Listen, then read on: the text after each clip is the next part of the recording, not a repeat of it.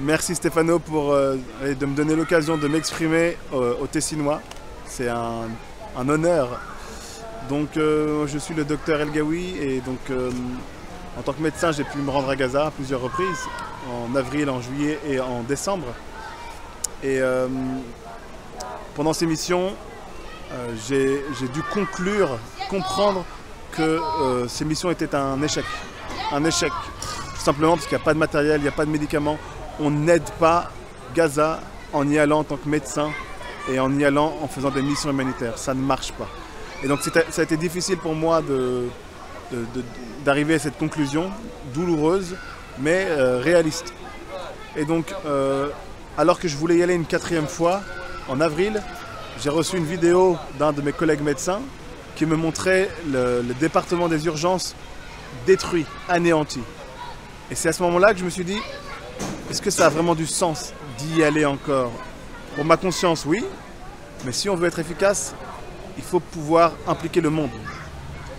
Et j'ai envoyé un message dans les réseaux sociaux en 15 langues, en écrivant tout simplement quelle ONG aura l'audace et le courage d'organiser une marche vers Gaza, une marche mondiale vers Gaza. Juste cette phrase. Et j'ai reçu énormément de messages, des associations qui m'ont dit oui, il faut le faire, il faut le faire. Je dis ok, il faut le faire, mais qui le fait? Donc j'ai appelé plusieurs ONG, elles ont toutes fermé la porte. Aucune ONG n'a voulu le faire. Et au bout d'un moment, je me suis dit, en vérité, s'ils ne peuvent pas le faire eux, on va le faire nous, les citoyens. Et donc j'ai contacté certains médecins, donc Médecins contre le génocide, c'est une organisation, c'est complètement, c'est pas une ONG, c'est vraiment juste un groupe de réflexion. Et je leur ai expliqué un peu l'idée. On se rend à Gaza, on fait les mêmes manifestations qu'on fait dans les grandes villes, mais on le fait au Caire et on va vers Gaza. Et très rapidement, on a pu avoir un réseau en Belgique, en France, en Espagne, en Italie. Et de 3-4 personnes, on est passé à une dizaine de représentants par pays, 15, 20, 40. Et là, je me suis dit, oh là là, ça devient sérieux là. Et donc, on s'est structuré. On s'est structuré en départements, etc. On a créé des alliances. J'ai contacté Safe qui aujourd'hui est un des principaux coordinateurs de la Global Sumud Flotilla, qui était pour moi une montagne d'informations et qui m'a dit oui, ça fait longtemps qu'on veut le faire et on va le faire ensemble. Et on a uni nos forces et on a créé la Global March to Gaza. On est parti au Caire, on a été réprimandé très rapidement, mais ça a été une réussite car près de 5000 personnes se sont rendues au Caire. 5000 personnes qui ne se connaissent pas sont parties en Égypte, ont pris des coups pour Gaza. Et donc là, on s'est rendu compte qu'on avait quelque chose, un réseau. Donc il y a eu beaucoup de problèmes qu'on a réglés le lendemain de notre retour pour nous restructurer toutes les délégations. Et la première chose qu'on s'est dit au téléphone quand je suis sorti de mon arrestation, c'est on y retourne en bateau. Car notre slogan, c'était de dire on atteindra Gaza par la terre, par l'air ou par la mer. Donc, par la terre, Sumud avait essayé. Par l'air, on a pris les avions pour le Caire. Il nous manquait la mer. Donc là, on s'est tous unis. On a fait cette coalition entre la Global March to Gaza, qui est devenue la Global Movement to Gaza, la Sumud, et la Flottille de la Liberté. Ces trois organisations ont fusionné pour faire la Global Sumud Flotilla. Et donc ça va faire maintenant 2 mois qu'on est dessus à fond. Nous, à l'échelle suisse, on avait pour objectif d'acheter 5 bateaux. On en a acheté 6. On a eu un soutien inattendu de nombreuses personnes, des médecins, des banquiers, des citoyens lambda. On a pu récolter près d'1 demi-million de francs. Et ça nous a permis d'acheter nos bateaux, les équiper. On a pu faire un recrutement je dirais, avec des critères très stricts. On a eu des centaines de Suisses qui ont postulé et on en a retenu 40, 45. Et aujourd'hui, c'est une quarantaine de personnes, on les a dispatchées entre la Sicile et la Grèce, car on a 4 bateaux en Sicile et 2 bateaux en Grèce. Et maintenant, voilà, depuis plus d'1 semaine, on s'entraîne tous les jours, on se prépare à tous les scénarios, on se prépare à être intercepté, arrêté, on se prépare à rentrer à Gaza.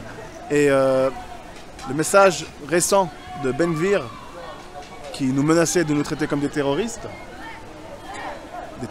traitent des humanitaires de terroristes, ça nous avait donné un petit coup de mou. On s'est dit, certains ont pris peur, mais le lendemain, les dockers du port de Gênes ont répliqué en disant si pendant 20 minutes on n'a pas de nouvelles de nos compatriotes, on bloque l'Europe. Et là, boum, ça nous a boosté énormément. Et là, on est plus que déterminés, on est hyper motivés, malgré la fatigue, malgré, ça fait près de 2 ans qu'on soutient énormément, que ce soit par des manifestations, des missions médicales.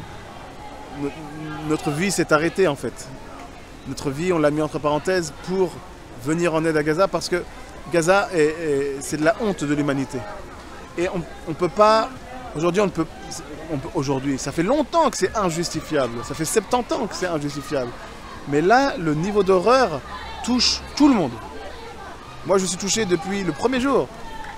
Mais aujourd'hui, le monde entier est touché par ce qui se passe à Gaza. La famine a été reconnue par les Nations Unies. Et donc là, je pense qu'on a un soutien énorme et que notre mission a un haut taux de réussite.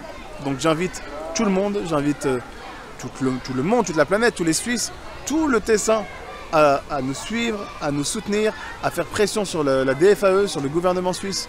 Ils doivent prendre leurs responsabilités. La neutralité, c'est de la lâcheté ou de la complicité.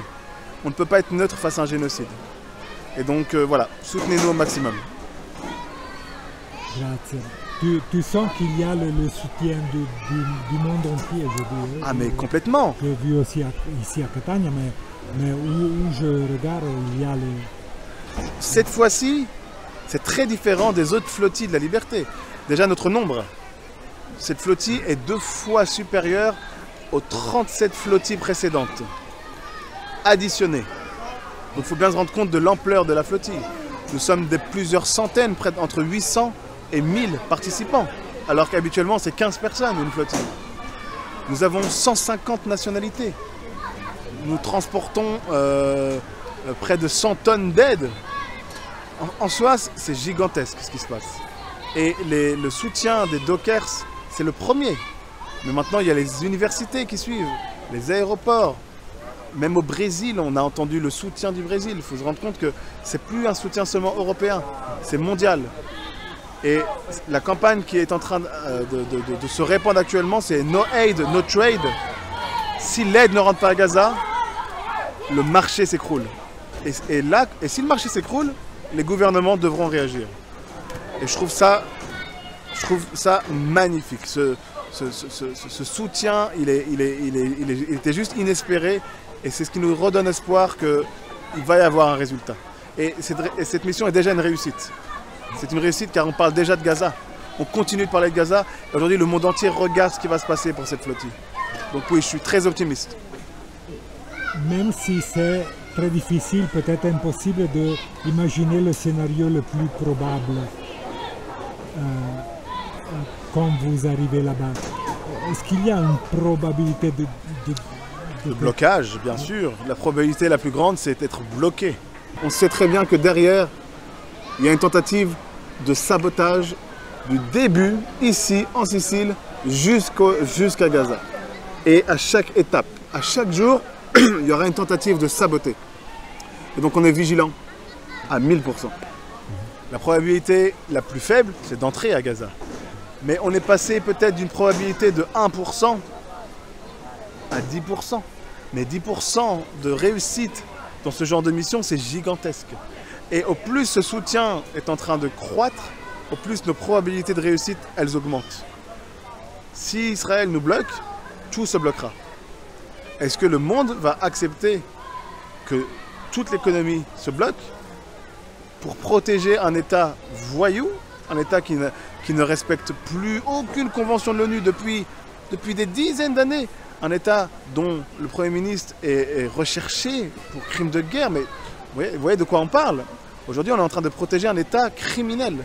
Donc est-ce que, si aujourd'hui nos gouvernements doivent choisir entre leur économie et protéger un criminel de guerre, j'espère qu'ils feront le choix, et très vite.